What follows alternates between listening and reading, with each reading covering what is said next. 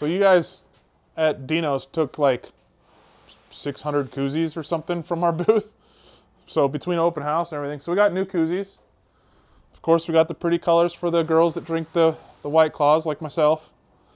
And then we got regular ones. And I didn't know that I upgraded, but apparently I upgraded to these neoprene things. So these are on the website. Buy them. They're fun. Drink stuff out of them.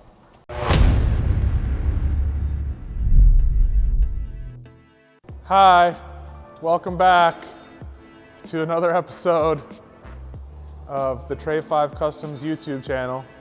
I feel like crap. I have a huge headache. I can't see because I burnt my eyes welding yesterday and the day before. And it's just an all-around good time. And let's add to that with my truck's all taken apart. So these are all the parts that go to my truck that's now apart because it's getting re-cerakoted. But we talked about in the last episode, so we're not gonna beat that subject up anymore. But hopefully we'll have the parts back this weekend, and we'll put it back together next week, and then I can go drive.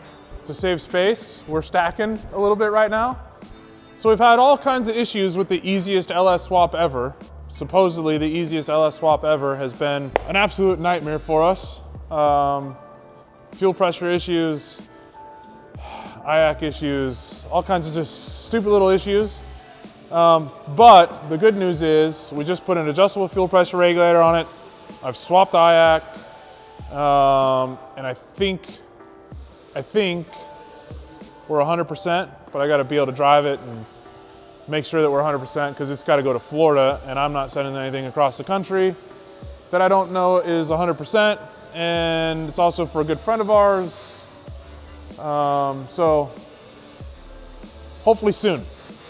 Wendell's truck, we've upgraded the starter wire because it wasn't flowing enough current, we think, and charged the AC again, and we've already talked a bunch about that, but we're just making sure everything's good on that because, again, that one goes to Georgia, and we don't want any leaks, issues, drivability stuff, any of that stuff, and we caught a couple things when it came back for get down, so we're just making sure everything's addressed. Right now the battery's charging. And then we have the big center of attention is the Suburban.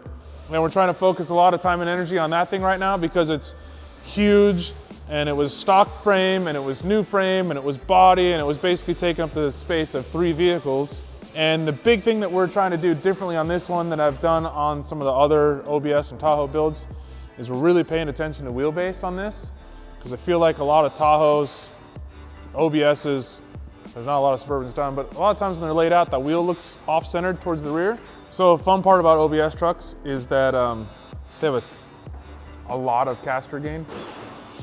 So we haven't set the body in place yet or the rear axle in place yet. It's just kind of mocked up because we want to see how much this wheel is going to move forward and backward because like all the other OBS and Tahoes and stuff that I've done, when the truck's laid out, the wheel looks back. So when we're doing this one, I want to make sure that when the truck's laid out, the wheel looks more centered in the front wheel well opening. So that's kind of why we're doing the frame the way we're doing it, is we have a little bit of play in the back and we've got a little bit of play with the body mounts because they're not on yet. So we can move the body around where we want it and kind of balance how far back does the wheel look when the truck's laid out versus how realistic is it when it's up and forward. So just trying to play around with that type of stuff.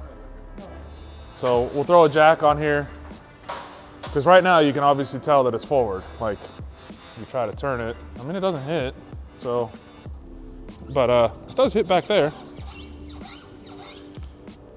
But if we jack this up and it moves way back, then we're just gonna balance that out. That guy makes a lot of noise.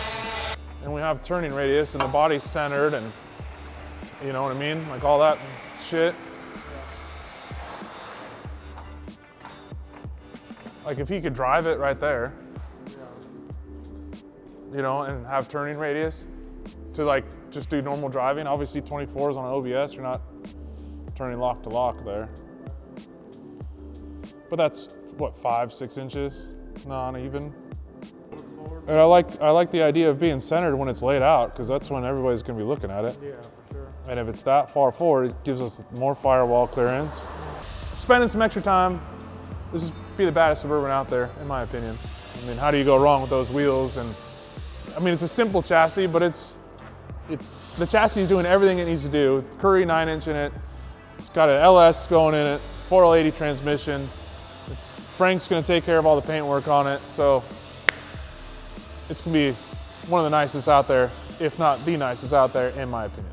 Kratos' truck is moved over. I got to order the wood for that. We've been building spark plug wires and mounting the coils behind the air cleaner. We've got the air cleaner on there now. We're just chipping away at this thing, trying to keep progress on it. But like I said, we've spent a lot of time on this lately just to get it condensed so it's not taking up so much space in the shop. We did get started on Larry Glorious. You guys have seen the chassis in previous videos. It's got the Don Hardy with the Whipple supercharger on the top, all polished. Rev B chassis, nice big brakes. Budnick wheels, right? That one's got Budnicks. Right, yep, Budnicks. We'll go over there and I'll show you. But this is the cab for it. So Chris has gotten started on putting his water on the dash. He got started on this yesterday. Floor section, inner rocker is going on. There's a lot more to do. So stay tuned, more shit on that with super talkative Chris. Over on this side of the shop, this is Larry's chassis that we were just talking about. So this is Rev B chassis number 2. I think, maybe 3, but you can see it's gas tanks in it, AccuAir tank, Viair, all this stuff comes with the chassis. We've shown you the chassis before, but here it is again. Cool thing in the shop right now is, I think on the last video we showed you we had a couple of chassis laying right here too. So I took the Scott's Hot Rods one for Victor home, and I took one of the OBS Roadster Shop ones home. We just stacked those and brought them home to get them out of the way. So this is the other Roadster Shop chassis. These are some wheels that I had laying around at my house, and we think they're going to be really close to the size that we need. He wants to run a 2212, which is what the rear is. The front offset and size isn't making any sense to me, and you know, Roadster Shop, I love Roadster Shop, but they're not the best at like telling you what fits. Whereas like I can call up Scott and say, hey, what size wheel and tire do I need? And he can tell me.